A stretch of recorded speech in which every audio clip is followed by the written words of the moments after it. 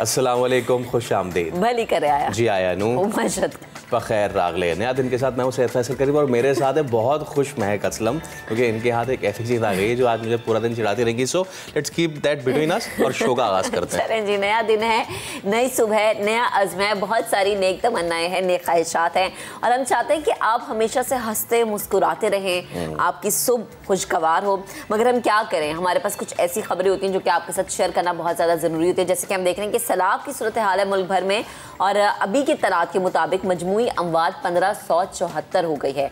NDMA के अदाद-ओ-शुमार के मुताबिक 7,87,000 से ज़ायद घर मुकम्मल तौर पर तबाह हो गए हैं। 11,73,000 से ज़ायद घरों को जुज़वी नुकसान पहुंचा है और 14 जून से अब तक 12,716 किलोमीटर सड़कें मुतासर हुई हैं। 374 पुलों को नुकसान पहुंचा है। 9,73,800 मवेशी भी सैलाब की नज़र हो चुके हैं। माहौल की तब्दीली जिसकी वजह से दर्जा हरारत में इजाफा हो रहा है और इस इजाफे की कई वजूहात भी हैं। लेकिन क्या आपको मालूम है कि जिन घरों में मैं रहती हूँ, आप रहते हैं, फैसल रहते हैं, ये सब भी एक वजह बनता है दर्जा हरारत में इजाफे की। तो फिर आपको लेके चलते हैं, आपको दिखाते हैं कि माहौल दोस्त घर कैसे होते हैं, कौन से होते हैं। फैसल गए, फैसल ने देखा, अब आपको दिखाते हैं।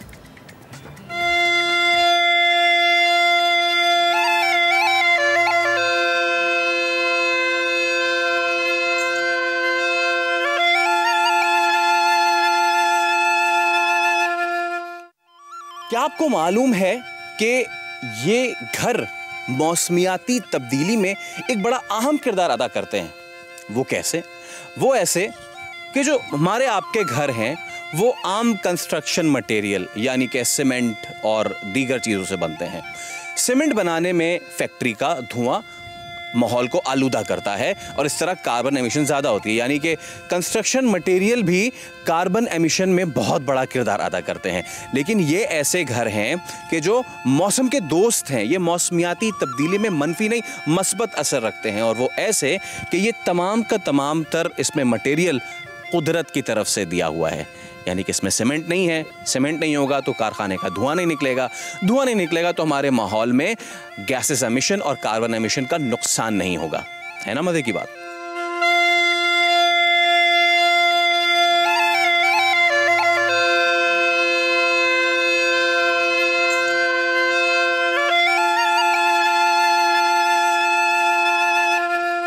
कितने ही सादा ये घर है और उतना ही एनवायरनमेंट फ्रेंडली है। अब इसमें क्या क्या इस्तेमाल हुआ है ये आप देख सकते हैं।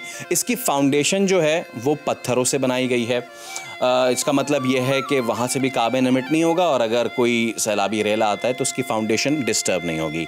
इसके साथ साथ ये मिट्टी के ब्लॉक्स जो है उसके बने हैं और वो कैसे बनते हैं वो भी हम आपको दिखाएंगे।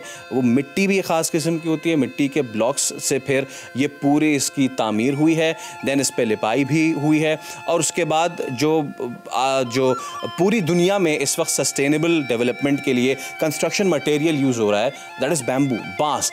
उससे जो आप देख सकते हैं उसका भी इस्तेमाल है और उनको आपस में बांधने के लिए अगेन एक और एनवायरनमेंट फ्रेंडली कंस्ट्रक्शन मटेरियल वो है नारियल की छाल से बनी हुई है रस्सी। यानी कि इस पूरे घर का कार्बन एमिशन ज़ीरो है, ज़ीरो।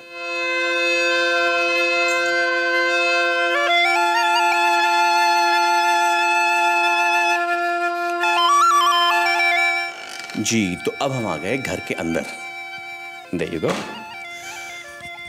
बाहर का जो टेम्परेचर है वो वार्मर है, गर्म है बनिस्बत इन कमरों के। आप जैसे ही अंदर दाखिल होते हैं आपको यहाँ पे ठंडक का एहसास होता है और उसकी वजह भी यही आप ऊपर देख सकते हैं। अगेन जो कंस्ट्रक्शन मटेरियल ऊपर यूज़ किया गया है वो गर्मी को, हीट को अपने अंदर ट्रैप नहीं करता बल्कि उसको रिफ्लेक्ट कर देता है।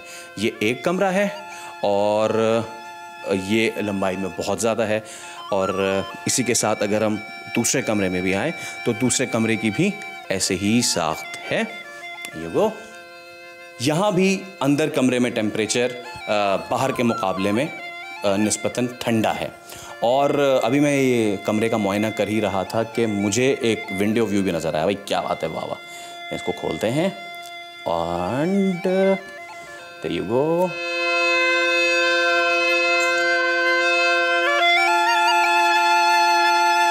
भाई वाह क्या व्यू है। अब आप लोग सोच रहे होंगे कि ये कितने में बना, इस पे कॉस्ट क्या आई, और जितनी मैंने बातें की एनवायरनमेंट फ्रेंडली कंस्ट्रक्शन मटेरियल की, सैलाब और बारिश और दीगर कुदरती आफात इस पे इतनी असर नहीं करती, ये इसकी सनद क्या है, इसकी तस्दीक क्या है। तो चलें, जिन्होंने ये बनाया है पूरा, उन्हीं से बात करते हैं।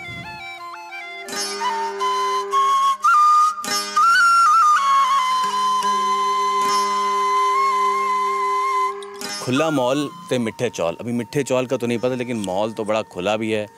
मॉल बहुत साफ़ सुथरा है। ये आइडिया कैसे जहन में आया, कितनी इसमें कितना वक्त लगा इसको तामीर करने में, लागत कितनी आई है, और ये कितना ज़्यादा सस्टेनेबल तो है, लेकिन हमारे माशरे के हिसाब से प्रैक्टिकल कितना है, लोगों ने अब तक इसको अडॉप्ट कितना किया है, ये सब जानेंगे हमारे साथ इस घर के मेहमान सर शाहिद मौजूद हैं। अस्सलाम वालेकुम शाहिद साहब, कैसे हैं? ज़बरदस्त। ओके, तो शाहिद साहब, ये इतना ज़बरदस्त आपने ये घर बनाया है, eco friendly, environment friendly, carbon emission नहीं होता यहाँ से। कब आपको जहन में ये आया कि यार इस तरफ काम करना चाहिए जहाँ पे दुनिया कर रही है और हम नहीं कर रहे? ये कोई 10 साल पहले, जब 2010 का फ्लड आया था, ये जो मैंने देखा था, ये जो घर बनाते हैं गांव में, इनका तरीक़ेकार ये भूल गए हैं।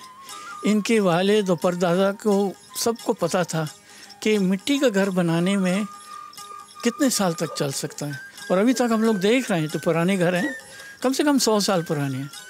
तो मैंने जब पढ़ाई करी थी फ्रांसीसी में, और उनने हमको सिखाया था कि एक तरीका होता है, जो आप ब्लॉक्स को कंप्रेस करें तो वो आप देख सकते हैं इधर सारा ये पूरी घर बनी हुई है इसी ब्लॉक से। हाँ, और बारिश हुई है यहाँ पर, हवा आप देखते हैं कितनी तेज़ होती है। जब तूफ़ान आता है तो आपका जो रेन है ना, हॉरिजॉन्टल रेन होता है इधर, तो ख़ुद देख सकते हैं कि यहाँ पर कितना नुकसान या फ़ायदेमंद क्या है ये मटेरियल इस्तेमाल करने में। और दूसरी बात है ये बांस, आप बांस को सही तरीके से ट्रीट करें, 50 साल चलेगा। अच्छा सर, शाहिद ने अभी बात की कि ये जो ब्लॉक्स हैं, अब ये ब्लॉक्स जो आम ब्लॉक है उसके मुकाबले में किस मटेरियल से बनता है, कितना ज़्यादा मजबूत होता है? चलें शाहिद साहब, ज़रा वो हमें चल के दिखाएं। हाँ, चलें।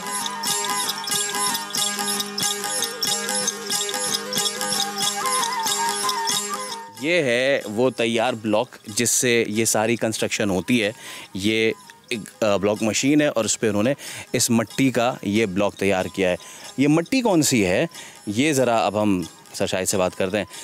शाहिद साहब, मैं देख भी रहा हूँ कि ये ढेर भी लगा हुआ है, ये आम मिट्टी है या फिर ये कोई दूसरी साख की मिट्टी है? नहीं, ये मोरम कहते हैं इसको। अच्छा, इसको मोरम कहते हैं। इसमें थोड़े से पत्थर भी होते हैं छोटे छोटे, उसमें शामिल होने चाहिए, मगर आम मिट्टी नहीं है। ओके। अच्छा, ये ख़ास इस इलाके की होती है या ये बनाई जाती है?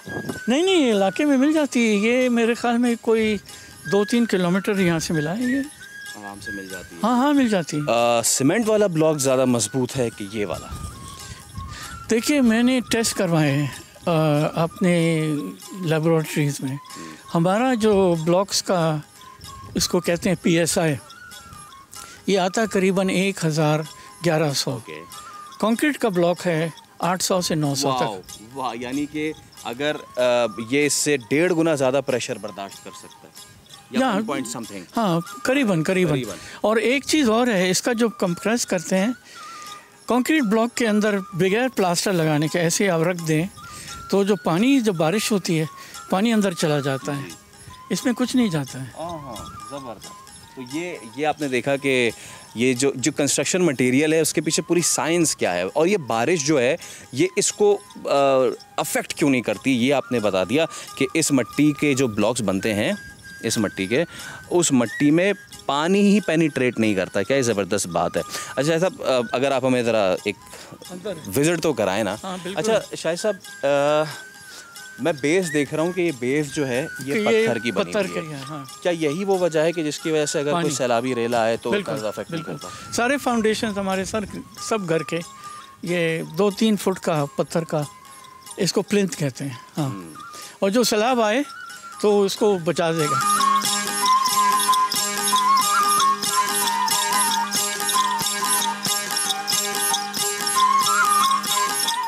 अच्छा शाहिद साहब, हम बात कर रहे हैं, जैसे आपने बताया कि सैलाब बारिश से कैसे ये घर जो है वो महफूज रहते हैं। अच्छा, आजकल एक बड़ा कॉन्सेप्ट है जी इको फ्रेंडली हाउसेस। क्या कॉन्सेप्ट है उसके पीछे? कौन से घर या कौन सी कंस्ट्रक्शन माहौल दोस्त होती है और कौन सी नहीं होती है? देखिए, ये आपको अभी समझाया मैंने कि ये जो मिट्टी का जो घर है, जो उसको कंप्रेस करते हैं ब्लॉक्स को, एक तो ताकत होती है और दूसरे उसकी पानी को पेनिट्रेशन करने की बहुत कम हो जाती है। हमारा स्ट्रक्चर जो बना हुआ आपके सामने आप देख रहे हैं, ये बांस का बना हुआ है और बांस को हम लोग को शायद समझ में नहीं आता है, मगर उसको जो टेंसाइल स्ट्रेंथ कहते हैं स्टील से ज़्यादा है। ये कंप्रेशन में नहीं मगर टेंसाइल में ज़्यादा है ये स्टील से। तो ये इस तरीके से इस्तेमाल करें तो मेरे ख्याल में आप जितने घर बनाना चाह सकते हैं ये मटेरियल और बांस से बना सकते हैं। और आप खुद देख रहे हैं कि ये हमने बनाया है कि यहाँ हमारा सहन, छोटी सी सहन है, यहाँ पर हमारा बोर्ची खाना है और ये इधर सामने बरांडा है। और एक चीज़ और मैं आपको समझाना चाहता हूँ कि ये जो बाहर का बिल्डिंग का फार्म हाउस के बिल्डिंग की डिज़ाइन फ़िलॉसफी ये है कि अंदर रात को गुजारे शायद जब सर्दी है, मगर आम तौर में बाहर में आपको थोड़ा साया मिले। और आपने देखा हमारे 2 बरांडे बने हुए हैं, वहाँ पर बड़े बरांडे हैं, एक छोटे बरांडा है। अब रात को यहाँ पर इंसान सो सकता है, इधर बैठ सकता है। हवा इतनी तेज़ चल रही है, अंदर बैठने से क्या फ़ायदा।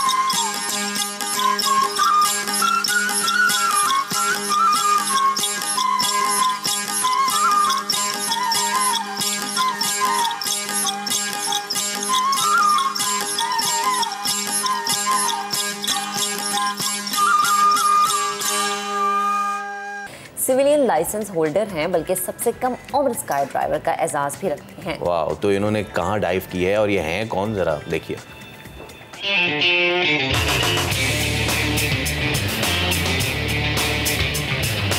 मैं अभी रिसेंटली पाकिस्तान का यंगेस्ट स्काई डाइवर बना हूँ और मेरे पास USPA का B लाइसेंस है जो कि 2nd टियर होता है स्काई डाइविंग का। और उसके बाद you can land in water, आप किसी भी विंड कंडीशंस के अंदर जंप कर सकते हैं। आप पैराशूट के साथ जंप करते हैं। इसके अंदर राउंड अबाउट आपके पास 40 to 50 सेकंड्स का फ्री फॉल टाइम होता है और उसके बाद वंस आपका पैराशूट खुल जाए तो इट्स अप टू यू कि आप उसको किस वक्त लैंड करना चाहते हैं। स्काई डाइविंग वो एक ऐसी स्पोर्ट्स है जो आपको अपॉर्चुनिटी देती है कि आप हवा को एक्चुअली फील कर सकें और हवा में उड़ सकें।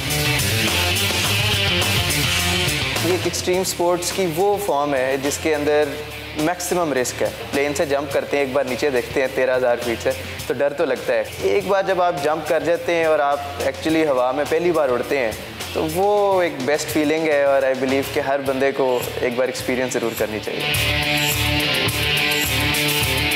पाकिस्तान के अंदर कोई भी ड्रॉप जोन नहीं है, कोई फैसिलिटी नहीं है जहाँ पे कोई बंदा जाके स्काई डाइविंग सीख सके या इवन टैंडम एक्सपीरियंस कर सके। अगर कंपनी स्पॉन्सर करें तो पाकिस्तान एक बड़ी मेन अट्रैक्शन बन सकती है through out the world sky divers के लिए। तो आप लोगों को पता चल गया होगा कि अगला प्लान मेरा कहाँ का है। Syed Imad Hashmi the sky diver हमारे साथ मौजूद है। अस्सलाम वालेकुम। यार, एक तो क्या कमाल बात है, मतलब कि लोग बहुत सारे एडवेंचर्स करते हैं, अब छोटे मोटे हमने भी किए हुए हैं, लेकिन ये देखते ही ना गूज बम्स आ जाते हैं देखते ही। भाई कैसे कर लेते हो, पहले तो ये पता। वालेकुम सलाम जी, thank you so much for inviting. और मैंने जिस तरह अपने इंटरव्यू में पहले बताया था कि मैं through out the life different sports के अंदर इन्वॉल्व रहा। मैंने स्विमिंग की, मैंने कराटे किया, मैंने शूटिंग किया। तो आई फेल्ट कि अब किसी ऐसी स्पोर्ट्स में जाने का टाइम है जो कि आपको मेंटली, फिजिकली और इमोशनली चैलेंज करे। तो स्काई डाइव वो एक ऐसी स्पोर्ट्स है जो आपको हर एस्पेक्ट से काफ़ी चैलेंज करती है। Then I pursued it. सही। सबसे बड़ा तो मेंटल चैलेंज है। हाँ, मैं यही पूछने लगी थी कि ये आपने इसको किस तरह से ओवरकम किया? देखें, एक सेइंग है कि God has placed the best things in life on other side of the fear, और आई बिलीव कि it's the most accurate quote I have heard so far. परिंदे किसको नहीं पसंद? आप परिंदे को देखते हैं, वो उड़ रहे हैं, इट्स एन अमेजिंग थिंग। तो स्काई डाइव वो ऐसी स्पोर्ट्स है जो आपको उड़ने की अपॉर्चुनिटी देती है। आप जब 13,000 फीट या 15,000 फीट से जंप करते हैं, you have a pretty nice free fall time और आप हवा को एंजॉय करते हैं, आप बादलों में से आते हैं। So it's an amazing feeling. ये जिस आप बता रहे हैं ना, सॉरी इमाद मैं आपकी बात काट रही हूँ, आप बता रहे हैं ना आप बादलों को एंजॉय करते हैं, आप हवा को एंजॉय करते हैं, ये देखने में बड़ा मजे का लगता है। लेकिन जैसे ही वो उस बुलंदी से आपने जंप करना होता है, उस वक्त एक जो चीज पहली जहन में आती है वो क्या होती है? देखिए, जब फर्स्ट जंप होती है बंदे की, तो बंदा एक बार ज़रूर सोचता है कि डिड आई एक्चुअली पे फॉर दिस। बट वंस आपका एक 3, 4, 5 जंप्स के बाद आपका कंफर्ट लेवल डेवलप हो जाए, तो फिर you just enjoy every jump. फिर आप दोस्तों के साथ जंप करें, फॉर्मेशन जंप्स करें, फिर इट्स जस्ट एंजॉयमेंट उसके बाद। अच्छा इमाद, ऑस्ट्रेलिया से लेके दीगर ममालिक में तो ये बड़ा कॉमन है, लोग जाते ही इस वजह से हैं यूरोप में या फिर दीगर ममालिक में कि यार ये एडवेंचर करें, तुर्की में भी। लेकिन पाकिस्तान में क्या सिचुएशन है इसकी? यानी कि सीधा सीधा मैं आपसे पूछूं, कब देख सकते हैं हम कि पाकिस्तान में ये वाला एडवेंचर स्पोर्ट जो है वो हो रहा हो? देखें, इस तरह की स्पोर्ट्स इंट्रोड्यूस करवाने के लिए एक तो इसकी लाइसेंसिंग अथॉरिटी है USPA, United states parachute association. सबसे पहले तो आपको उनसे अप्रूवल चाहिए। उनसे अप्रूवल के बाद फिर आप मुल्क की जो भी सिविल एविएशन अथॉरिटी है और जो भी नेसेसरी अदारे हैं उनके अप्रूवल्स चाहिए। और वंस उनसे अप्रूवल्स आ जाएँ तो फिर यू कैन एक्सपेक्ट। इस पे काम हो रहा है एक्चुअली। लाहौर के अंदर एक ड्रॉप जोन खोलने की ऊपर बात भी हो रही है, प्लानिंग हो रही है, बट सर्टन गवर्नमेंट अप्रूवल्स का इस वक्त वेट हो रहा है। तो आई बिलीव कि वंस वो अप्रूवल्स अगर हो जाएँ तो इंशाल्लाह आप जल्द लाहौर के अंदर एक ड्रॉप जोन ज़रूर देखेंगे। क्या बात है, आप करेंगे? हाँ बिल्कुल, अगर लाहौर के अंदर होगा तो क्यों नहीं करेंगे भाई, हम भी चाहते हैं लाहौर को जरा ऊपर से देखें। वैसे तो देखते रहते हैं, लेकिन इस तरह देखने का एक अलग एक्सपीरियंस है। ये बताएं कि आपने 13,000 फीट या 15,000 फीट बताइए कि जब जंप करते हैं तो कितने फीट पे पैराशूट खोल लेते हैं, और अंदाज़ा कैसे होता है कि ओह माय गॉड यार ये करीब खोलो भाई? नहीं, अच्छा, जब आप जंप करते हैं तो आपने अपनी बाजू के ऊपर ऑल्टीट्यूड मीटर पहना होता है। और after every move you make, आप कोई टर्न लेते हैं या आप किसी का हाथ पकड़ते हैं, आप कुछ करते हैं, तो आप आफ्टर एवरी मूव अपना ऑल्ट मीटर चेक कर रहे होते हैं। यूजुअली आप जब जंप के लिए जा रहे होते हैं तो आप प्लेन में जितने लोग बैठे होते हैं उनको आप बता देते हैं कि लेट्स से कि मैं 5,500 पे खोलूँगा, कोई कहता है कि मैं 3,000 पे खोलूँगा, कोई कहता है मैं 6,000 पे खोलूँगा। तो ये आपको सेपरेशन भी रखनी होती है। And it's actually up to you कि आप कहाँ पे खोलना चाहते हैं। लाइसेंसेस की लिमिट होती है। इस तरह ए लाइसेंस अगर किसी के पास हो तो वो 3,500 पे के नीचे नहीं खोल सकता। बट जिस तरह मेरे पास बी लाइसेंस है तो मैं 2,500 पे खोल सकता हूँ, जो कि बेस लिमिट होती है कि वो डिसीजन ऑल्टीट्यूड होता है कि अगर आपका कोई मेल फंक्शन हो गया है तो 2,500 तक आपको डिसाइड करना है कि आपको वही मेन पैराशूट रखना है या उसको काट के रिजर्व खोलना है। तो बी लाइसेंस के बाद आपकी ट्रेनिंग इनफ हो जाती है कि दे लेट यू ओपन एट 2,500। ये माद आपने इतनी आसानी से बोला है ना, मैं आपको समझा भी देता हूँ। अगर आपको मिड एयर में ये अंदाजा हो जाए कि कुछ खराबी हो गई है तो आपको फैसला लेना पड़ता है कि मैं मेन खोलूं कि ऑक्सिलरी। ये भाई बात सिर्फ मिड एयर में होते ना, ये यकीनन देखने वालों के लिए बड़ा आसान है। सोचे 5,000 फीट पे महक आपको पता चल रहा हो कि कुछ गलती हो गई, अब मैं कौन सा खोलूं, फिर आपकी क्या सिचुएशन होगी? सिर्फ पहला कलमा ही आएगा और कुछ जहन में नहीं आता। अच्छा इमाद, मुझे ये बताएं कि स्काई डाइविंग ये यकीनन एक महंगा शौक भी है। आप तो चूँकि बाहर एक्सपीरियंस कर चुके हैं, जैसे कि आपने कहा ना कि लाहौर या फिर हम पाकिस्तान में अगर इस चीज़ को देखें, इजीली अफोर्डेबल होगा हमारे लोगों के लिए, या इजीली अफोर्डेबल बनाने के लिए क्या करना चाहिए? अच्छा देखिए, सबसे पहली चीज़ तो ये कि एक्सट्रीम स्पोर्ट्स कोई भी होगी तो वो क्वाइट एक्सपेंसिव होती है। और स्काई डाइविंग इटसेल्फ आप दुनिया में कहीं पे चले जाएं, it's a very expensive sports. तो पाकिस्तान के अंदर आई हैव नो आइडिया कि इसको अफोर्डेबल कैसे बना सकते हैं, specially with the fuel prices, क्योंकि जो जहाज़ यूज़ होता है उसके अंदर इम्पोर्टेड फ्यूल डलता है। और तो अफोर्डेबिलिटी का तो मुझे बिल्कुल आइडिया नहीं। However it's an expensive sport. I mean, like, if you have the budget and you have the jigra, then only then you can do it. More than expenses, आपको जिगरा होना चाहिए। बहुत शुक्रिया माद। चलें जी, भी एक ब्रेक लेते हैं, ब्रेक के बाद दोबारा हाजिर होंगे, आप साथ रहिए।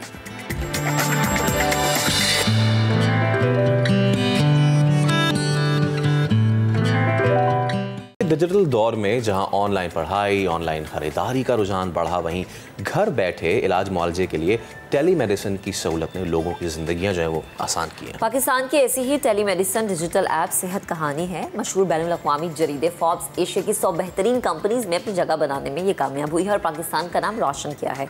इस वक्त हमारे साथ मौजूद है सेहत कहानी की founder members doctor Ifat Zafar Agha और डॉक्टर सारा सईद खुरम। तो हमारे साथ स्टूडियोज़ में मौजूद है, शामिल गुफ्तगू करते हैं, वेलकम करेंगे, इन्हें गुड मॉर्निंग कहेंगे। अस्सलाम वालेकुम, कैसी हैं आप दोनों? बिल्कुल ठीक है। अच्छा, बड़ा ज़बरदस्त काम है ये और बड़ा यूनिक है। मुझे बताएं कि ये सेहत कहानी, सबसे पहले तो मुझे ये समझने की ज़रूरत है ये काम किस तरह से करता है?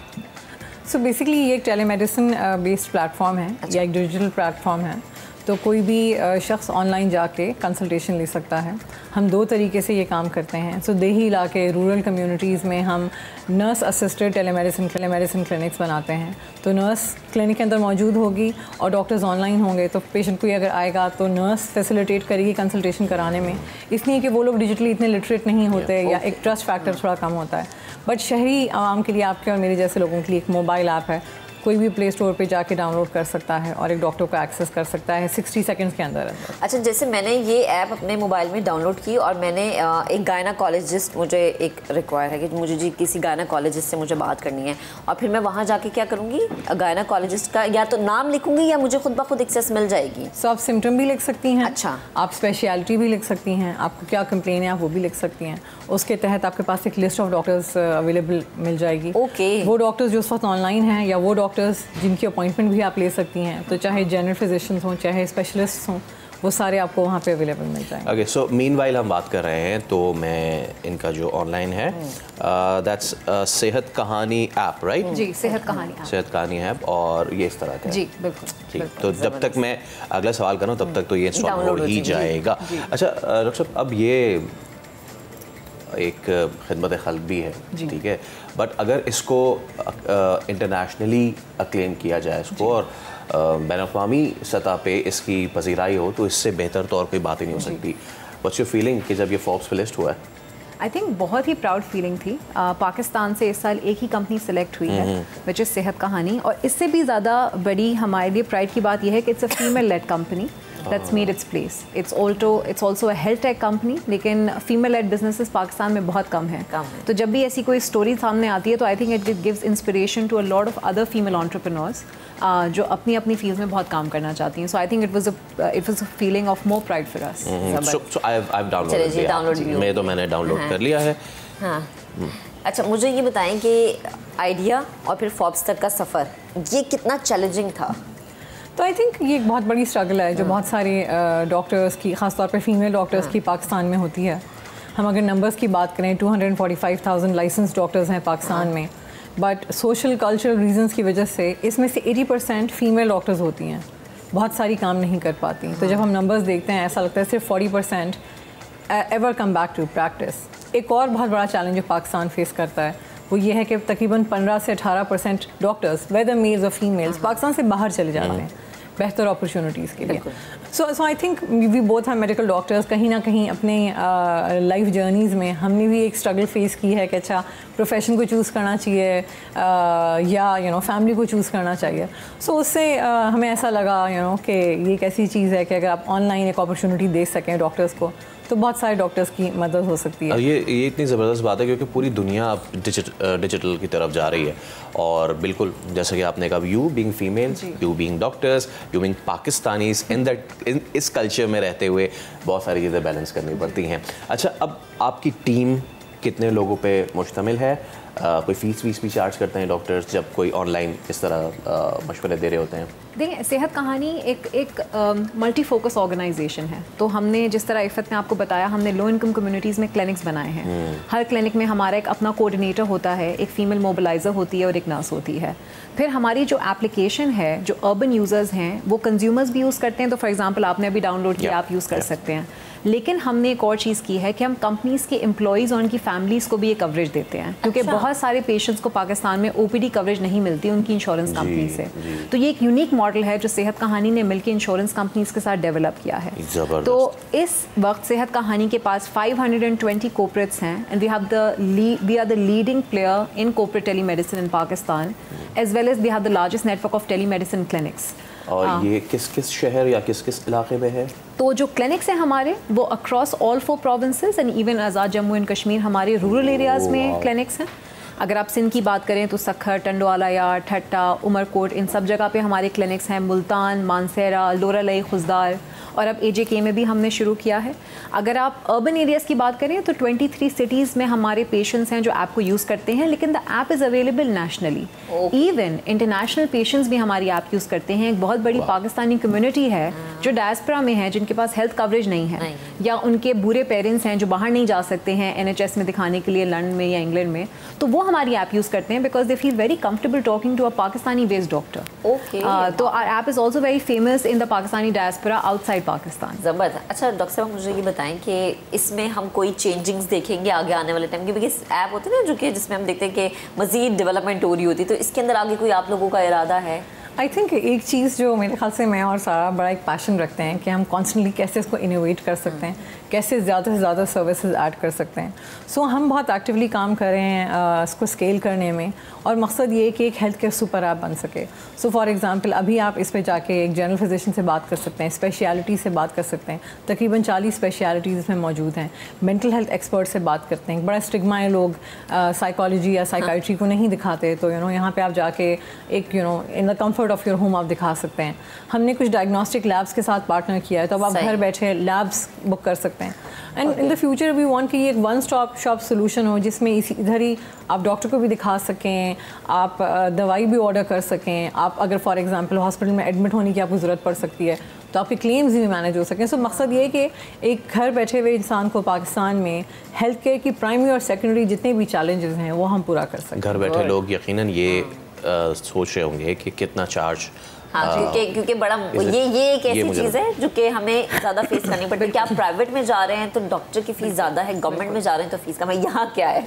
तो अगर आप हमारे क्लिनिक्स में आएँ जो लो इनकम एरिया के यूज़र्स हैं, वहाँ पे हम 50 से 100 रुपये चार्ज करते हैं, वेरी मिनिमल अमाउंट। और ये उन क्वैक से भी कम है जो उन एरिया में मौजूद होते हैं, क्योंकि हमारा कॉम्पिटिशन उन क्वैक से होता है। अगर आप हमारी ऐप पे आएँ तो आपको पे एज यू गो, यानी कि आप उसी वक्त पे करके डॉक्टर से बात कर सकते हैं। लेकिन हमने इसका एक और सस्ता तरीका ये निकाला है कि हमारे पास सब्सक्रिप्शन प्लान्स हैं। तो आप एक दफ़ा प्लान ख़रीद के अनलिमिटेड दफ़ा डॉक्टर से बात कर सकते हैं। उसमें आपको GPs भी मिलते हैं, स्पेशलिस्ट भी मिलते हैं। तो कम से कम फ़ी के अंदर ज़्यादा से ज़्यादा दफ़ा डॉक्टर से बात कर सकते हैं। जो इंडिविजुअल फ़ीस हैं वो 300 से शुरू होती हैं, एंड ऑफ कोर्स स्पेशलिस्ट की फ़ीस आगे जाती हैं। लेकिन कुछ प्लान्स हैं, फॉर एग्जांपल 149 रुपीज़ का भी एक प्लान है जिसमें आप कुछ कंसल्टेशंस GP से पूरे मंथ में अवेल कर सकते हैं। ओके, लास्ट थिंग, आपने ये जो सारे इलाके बताए हैं जो कि फार फ्लंग एरियाज हैं, अभी जो सैलाबी सूरत हाल बनी, आई वांट कि आप उस पर भी थोड़ा सा मुझे बताएं कि उसमें कैसा किरदार रहा। देखिए, क्योंकि हमारी ऑलरेडी प्रेजेंस है 48 रूरल एरियाज़ में पाकिस्तान में, और उनमें से 30 ऐसी कम्युनिटीज़ हैं जो अभी फ्लड के अंदर हैं, स्पेशली सिंध में हैं। तो हमने हेल्थ कैंप्स करना शुरू किए हैं। हमने प्लेज किया है कि हम एटलीस्ट 100 हेल्थ कैंप्स करेंगे अक्रॉस पाकिस्तान। और इसके अलावा हमने केयर पैकेजेस बनाए हैं, क्योंकि मसला ये हो रहा है कि बहुत सारे इलाके अभी रोड से एक्सेसिबल नहीं हैं, उनके पास बेसिक मेडिकेशंस नहीं हैं। तो उस केयर पैकेज में ration, over the counter medicine जो बच्चों की मेडिसिन हैं, हाइजीन प्रोडक्ट्स ख़वातीन के लिए, और बेबी प्रोडक्ट्स दूध की। और उससे हमने एक चार्ट बना दिया है उर्दू और सिंधी में, जिसको वो किसी वॉलंटियर के ज़रिए पढ़वा के, या घर में अगर कोई पढ़ सकता है तो उसके ज़रिए वो उसको यूज़ कर सकें। इसके अलावा हमारी एक हेल्पलाइन है विच इज़ अवेलेबल 24/7। हेल्पलाइन का नंबर है 0213 6100 ये 24/7 एक्टिव है। कोई भी इंसान अपना फ़ोन उठा के डॉक्टर से मुफ्त मशवरा हासिल कर सकता है, इसके कोई पैसे चार्ज नहीं होंगे। तो हमारी कोशिश है कि जितने ज़्यादा लोगों को हम मेडिकल रिलीफ दे सकें, और जो अर्ली बीमारियां हो रही हैं इस वक्त लोगों में, डेंगू, मलेरिया, गैस्ट्रो के इशूज़, एनीमिया, प्रेग्नेंट और स्किन के इशूज़, प्रेग्नेंट औरतों के जो इशूज़ हो रहे हैं जो आगे जाके लॉन्ग टर्म कॉम्प्लिकेशंस करेंगे, उनको हम किसी तरह इस वक्त रिलीफ दे सकें, which comes before the long term rehabilitation of the flood effects. ठीक है जी डॉक्टर साहब, बेहद शुक्रिया आपका भी बेहद शुक्रिया, आप मौजूद थी। और यकीनन यही बात है कि तरक्की हो रही है, लेकिन इसके लिए लोगों में अवेयरनेस होना बहुत ज़्यादा ज़रूरी है। और आज हमारा मकसद भी यही था कि जो लोग हमें देख रहे हैं, जिनको नहीं पता, उन्हें पता हो कि घर बैठे अब आप बहुत कुछ आपके घर की दहलीज पे हो सकता है। जैसे कि आप हॉस्पिटल जाएं, आप ये सोचें कि अच्छा मुझे अब इतनी दूर जाना है, मैं किस तरह मैनेज करूं। खास तौर पे सबसे अच्छी बात ये जो मैंने भी एक्सपीरियंस किया कि जितने फार फ्लंग एरियाज हैं जहाँ पे जब सैलाब आया और वहाँ लोगों को कोई रिलीफ नहीं मिल रही थी, हुकूमत नहीं पहुँच पा रही थी, अगर इस तरह का मैकेनिज्म हो, that's the long term solution basically. Fees बहुत कम है।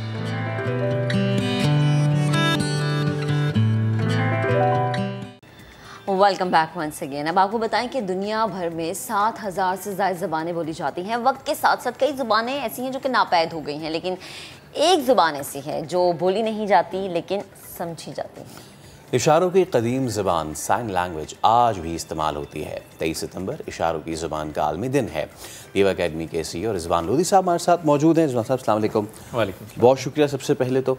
और आज का दिन बड़ी इसलिए अहमियत का हामिल है क्योंकि ऑफ द रिकॉर्ड भी हमने जितनी बात की कि हमें इस चीज़ को एक ख़ास दावी से देखने की ज़रूरत नहीं है, नॉर्मलाइज़ करने की ज़रूरत है। आज के दिन की मुनासबत से क्या कहना चाहेंगे? जैसे आप बता रहे हैं कि अभी ये हम असल में एक्सेप्टेंस की तरफ नहीं जा रहे, और साइन लैंग्वेज एक बॉडी लैंग्वेज है और उसको मज़ीद ऑर्गेनाइज करके प्रॉपरली लैंग्वेज बना दिया गया है। और ये बेसिक नीड है, बल्कि मैं कहता हूँ बेसिक राइट है हेयरिंग इम्पेयर्ड लोगों का, बिल्कुल, और जिसको हम आम माशरे में एक्सेप्ट नहीं कर रहे। और एक मिथ, एक नहीं बहुत से मिथ हैं। एक मिथ तो ये है कि जी ये शायद समझ नहीं आएगी, शायद बहुत मुश्किल है। ऐसा नहीं है। जब तक हम उसको कंसंट्रेट नहीं करते, हम उसको समझने की कोशिश नहीं करते, तो अल्टीमेटली हमें समझ नहीं आती। बिल्कुल ठीक है ना, ये बेसिक लैंग्वेज है। फिर एकेडमिक्स पॉइंट ऑफ व्यू से हम जब इन स्टूडेंट्स को डील कर रहे होते हैं तो इनिशियल लेवल पे तो हम इनको फोकस कर रहे होते हैं कि अपनी स्पीच और इन चीज़ों को डेवलप करें। बट दे नीड, जिस वक्त ये प्रोफेशनल एजुकेशन में आते हैं, जिस वक्त ये कम्युनिकेशन फेज़ में जा रहे हो, तो इनको बहुत ज़्यादा ज़रूरत पड़ती है। सही है। तो बहुत ज़रूरी है कि इनकी इस लैंग्वेज को डेवलप भी किया जाए। और सबसे अहम चीज़ के इन्वायरमेंट में, सोसाइटी में एक्सेप्टेंस को आना चाहिए। सही है, ताकि लोग उसको एक्सेप्ट करें। ओके। अब अगर मैं आपसे कोई चाइनीज़ में बात करूँ और आप कहेंगे यार ये क्या, मैं तो बात ही नहीं करना है, तो अब लोग सीख रहे हैं ना, ज़रूरत है, ये उससे बड़ी ज़रूरत है। बिल्कुल बिल्कुल। और लोग सीखना नहीं चाहते, और हम उसको शायद प्रमोट भी उस हवाले से नहीं कर पाए आज तक जो कि इसकी ज़रूरत है। सही। अच्छा रिजवान साहब, जब हम ज़रूरत की बात करते हैं और प्रमोट की बात करते हैं या अवेयरनेस की बात करते हैं, हमने देखा कि बहुत सारे बड़े ममालिक जब उनमें अहम प्रेस कॉन्फ्रेंस हो रही होती है, न्यूज़ कॉन्फ्रेंस हो रही होती है, या कोई भी, इवन अगर आप देखें कि सऊदीया में भी जब खुतबा दिया जा रहा होता है, साइड विंडो पे हम देखते हैं कि साइन लैंग्वेज के लिए स्पेशली एक मर्द या औरत जो होते हैं वो असाइन किए हुए होते हैं जो कि लोगों को चीज़ समझा रहे होते हैं। हमारे यहाँ ऐसा नहीं है, इसकी क्या वजह है? देखिए वही वाली बात आ गई कि एक्सेप्टेंस और अवेयरनेस नहीं है। क्योंकि ये देखिए जैसे आपका चैनल है माशाल्लाह, तो आपके जितने प्रोग्राम्स हैं उसमें एटलीस्ट न्यूज़ या इंफॉर्मेटिव प्रोग्राम्स में एक विंडो होनी चाहिए जिसमें कि उसको किया जाए, अच्छा, इंटरप्रेट किया जाए। ऐसा पीटीवी में होता रहा है पहले, जी। लेकिन अब वहाँ पे भी नहीं हो रहा। तो आपके चैनल से, तो उससे मैं आप ही को मशवरा देना चाहूँगा, पहला तो आप ही स्टार्ट कर लें। Absolutely, we are open to the लोग भी फॉलो करेंगे इंशाल्लाह। क्योंकि देखें अगर एक शख्स की किसी हद तक हेयरिंग भी है और हेयरिंग एड भी लगाया हुआ है, लेकिन वो जिस फ्रीक्वेंसी से हम बात कर रहे होते हैं वो उसको अंडरस्टैंड नहीं कर पाता। और स्पेशली अगर टीवी पे या किसी प्रोग्राम को देख रहे हैं तो वॉइसेस का फ़र्क है, सारी चीज़, तो दे नीड के साइन लैंग्वेज में इंटरप्रेट हो ताकि वो उसको अंडरस्टैंड कर सके। सही। अच्छा सर, ये कितना मुश्किल है सीखना, ये कितना इसमें वक्त लगता है सीखने में? ज़ाहिर सी बात है एक मखसूस लैंग्वेज है ये, जिसको प्रॉपर सीखना बड़ा ज़रूरी है, इसमें आप कुछ अपने तरीके से ऐड नहीं कर सकते। तो ये कितना मुश्किल, ये कितना टाइम टेकिंग है? ये बिल्कुल भी मुश्किल नहीं है। अच्छा, इसमें दो बातें, एक कम्युनिकेटिव लैंग्वेज है और एक ग्रामेटिकल लैंग्वेज है। ओके, ठीक है। जर्नल यूज़ के लिए आपको कम्युनिकेटिव ही चाहिए, तो वो बहुत ही आसान है। सिर्फ आपकी कंसंट्रेशन और आपका थोड़ा सा उन लोगों के साथ इन्वॉल्व होना। देखिए कभी भी कोई भी लैंग्वेज आप अकेले बैठ के नहीं सीख सकते जब तक आपकी टू वे कम्युनिकेशन ना हो। ठीक है, आप बैठ के सिर्फ साइंस स्क्रीन पे देख लें और सीख लें, बट आप उसको जब तक फ्रिक्वेंटली यूज़ नहीं करेंगे एनवायरनमेंट में, आप उस पर यूज टू नहीं हो सकते। Same as any other language, ऐसे ही है। तो इसके लिए जितने भी लोग इसको सीखना चाहते हैं वो सबसे पहले इन लोगों के साथ कनेक्ट हों, इन्वॉल्व हों, यकीनन उसको सीख लेंगे। इसका मैं एक एग्जांपल दूँ, जैसे हमारे पास कुछ बहुत अच्छे ऑर्गेनाइजेशन है जो कि इन स्पेशल ग्रेजुएट्स को जॉब्स दे रहे हैं। अच्छा। उनके बाद भी यही सवाल था कि जी हम कैसे कम्युनिकेट करेंगे, ये तो पूरी लैंग्वेज नहीं डेवलप है, कुछ की थोड़ी बहुत स्पीच है, कुछ की नहीं है। तो हमने उनसे यही कहा था कि आप सिर्फ 1 मंथ थोड़ा सा फोकस कर लें और हम आपको कुछ दिन के लिए इंटरप्रेटर भी देंगे और सारी चीज़, और ग्रेजुअली वो बच्चे एडजस्ट हो जाएंगे। और यकीनन अब तो काफ़ी साल हो गए, वो हर साल हमसे इंटेक भी ले रहे होते हैं और बड़े मुतमईन हैं। उनके ऑफिस के सारे लोग जो उनसे कंसर्न है वो सब भी लैंग्वेज सीख चुके हैं और किसी किस्म का भी उनको दिक्कत नहीं होगी। यानी कि आप कह रहे हैं चीज़ को नॉर्मलाइज़ करने की ज़रूरत है, और ये नॉर्मलाइज़ उस वक्त होगा जब हम बड़े लेवल पे नहीं, छोटे लेवल से इसको जो है नॉर्मलाइज़ करना शुरू करेंगे। क्या लगता है आपको सर कि ये हमारे जो दीगर स्कूल्स हैं, सिर्फ आज के दिन के मुनासबत से नहीं, लेकिन उनको भी इस चीज़ को प्रैक्टिस में लाना चाहिए कि वो अपने बच्चों को ये सिखाएं जो जिनको सुनने की अल्लाह ताला ने और बोलने की ताकत दी है, उनको भी ये सिखाएं। महीने में एक दिन, 2 महीने में एक दिन, दोनों जो बच्चे हैं, एक जो विजुअली इम्पेयर्ड हैं, जो स्पेशल चिल्ड्रन है, और जो दीगर बच्चे हैं, उनको साथ बिठाएं, उनको साथ बिठा के वो दिन मनाएं, उनको सिखाएं, ताकि जब वो बड़े हो रहे हों उनको इसकी इम्पोर्टेंस का अंदाज़ा होना शुरू हो जाए। बिल्कुल ऐसे ही है। और हम जो बात कर रहे हैं कि जी हमने इनको सिखाना है, तो वही चीज़ है एक्सेप्टेंस। अब देखें इन्वायरमेंट इस वक्त ग्लोबली इंक्लूसिव की तरफ हम जा रहे हैं। अच्छा, इंक्लूसिव कैसे होगा? इंक्लूसिव जब होगा जब हम उससे रिलेटेड सारे गैजेट्स को और उससे रिलेटेड सारे टूल्स को, व्हाटएवर वो लैंग्वेज है, व्हाटएवर वो कोई इक्विपमेंट है, कोई यूज़ करेंगे हम भी, और वो लोग भी जो स्पेशली इम्पेयर्ड है वो तो यूज़ कर ही रहे हैं, जो हेयरिंग इम्पेयर्ड है वो तो अपना टूल्स यूज़ कर रहे हैं, लेकिन हम भी उनके साथ जाएंगे तो उस लैंग्वेज को सीखने की कोशिश करेंगे, तो यकीनन इंक्लूसिव एनवायरनमेंट बनेगा ही जब हमारे पास एक्सेप्टेंस के साथ साथ गैजेट्स और टूल्स की यूजेज आएगा। और सर सबसे ज़रूरी चीज़ ये है कि इसमें अवेयरनेस होना बड़ा ज़रूरी है। हम क्यों एक दिन को मखसूस कर लेते हैं इस चीज़ के लिहाज से, हमें नहीं करना चाहिए, क्योंकि हम जितना इस पर बात करेंगे ये उतना ही लोगों को अवेयर करेगा। सर बेहद शुक्रिया हमारे साथ मौजूद है, गुफ्तगू करें। अब ज़रा आगे बढ़ते हैं। हमने आपको बताया था कि घरों में इस्तेमाल होने वाला जो तामीराती मवाद है वो किस तरह माहौल दोस्त या माहौल दुश्मन हो सकता है। आज हम आपको ये बताएंगे कि इस तरह के घरों की एक पूरी मॉडल कॉलोनी बनाई गई, लेकिन फिर इसका क्या बना, दिखाते हैं आपको। फैसल का ये सेगमेंट है, फैसल ने रिकॉर्ड किया, आपको दिखा देते हैं।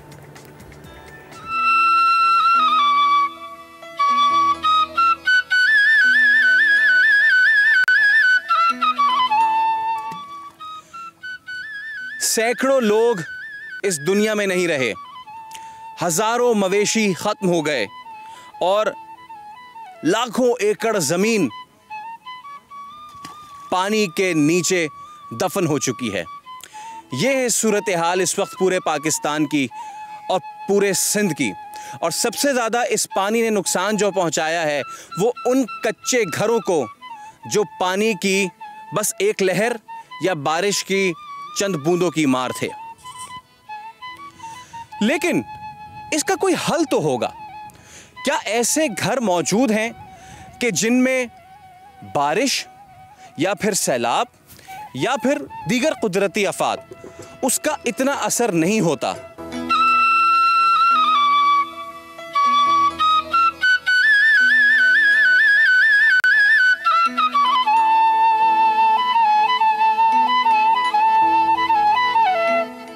इस तरह के घर जो है वो कितने प्रैक्टिकल हैं, और शाहिद साहब ने ये प्रपोज़ल किसके सामने रखा और फिर क्या हुआ, ये हम शाहिद साहब से बात करते हैं। शाहिद साहब, ये आपने एक मॉडल हाउस बनाया है इसी तरह का, ज़ीरो कार्बन, ठीक है, या क्लोज टू ज़ीरो कार्बन। फिर आपने किसको प्रपोज़ किया और फिर हुआ क्या? ये जो घर हमने बनाए मुख्तलिफ़ किस्म के हैं। ये आपका कंप्रेसर ब्लॉक है। ये जब हमने बनाया था हमारा कॉस्ट कोई 13 लाख था, ठीक है, मगर सबसे ज़्यादा पैसा करीबन 50-60% पैसा जो खर्च होता है लेबर में। अब जब इंसान खुद बनाए ना तो आपका कॉस्ट आधा हो जाएगा, ये तो 7-8 लाख में बन जाएगा। राइट। और वो फिर उस प्रपोज़ल का क्या हुआ, एक्सेप्ट नहीं हुआ? नहीं, किसी ने कुछ काफ़ी साल हो गए, मेरे ख्याल में कोई 5 साल हो गए या 4 साल हो गए, इधर कोई गवर्नमेंट वाला नहीं आया है, कोई प्राइवेट सेक्टर से नहीं आया। ये तो हो जाना चाहिए था। अगर लोगों के लिए हाउसिंग स्कीम्स और लो कॉस्ट है तो फिर वजह क्या है कि ये क्यों नहीं हुआ? हमारा माइंडसेट इस मुल्क में है कि जो मिट्टी का घर बनता है वो बिल्कुल कच्चा है और वो तो बस एक बारिश आई गिर जाएगा। ये है खड़ा हुआ कोई 5 साल हो गए। और हमारी दूसरी बिल्डिंग जो आपने देखें ये सारे बने हुए से 10 साल, ये 2010 में 12 साल हो गए।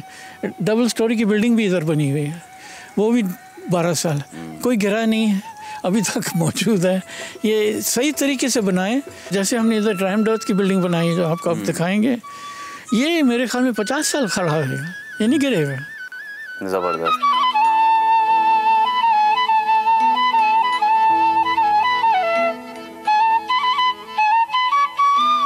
ये हम इसमें इतना प्रैक्टिकल इसलिए नहीं है इनके इस्तेमाल में क्योंकि हमारा माइंड सेट है कि हमने कंक्रीट के जंगलों में ही रहना है, और जब हम कंक्रीट के जंगलों में रहते हैं तो आपने देख लिया कि शहर का वो हशर क्या होता है। अब इस तरीके के घर या इससे पहले जो हमने आपको देखा है, ये जो हमारे अकब में आप देख रहे हैं, किसी फॉरेनर को लाएं और उससे पूछें तो वो आपको ये बताएगा कि जी हाँ, यही लॉन्ग टर्म सोल्यूशन है और यही वो सस्टेनेबल गोल्स हैं जिसके लिए पूरी दुनिया चीख रही है। लेकिन हम इस वक्त, हमारा फोकस शायद कहीं और है। अब ज़रूरत इस समर की है कि हम एक बार फिर नेचर की तरफ लौटें, क्योंकि अगर आप नेचर के ख़िलाफ़ खड़े होंगे तो पानी आपको बहा के ले जाएगा, लेकिन अगर आप नेचर के साथ खड़े होंगे तो वही पानी आपको इतना नुकसान नहीं पहुंचाएगा। हमारा मिशन यही होना चाहिए, हमारा विज़न यही होना चाहिए कि अब हमें पायदार तरक्की की तरफ जाना चाहिए। और पायदार तरक्की कैसे मुमकिन है? जब हम पायदार घर बनाएंगे।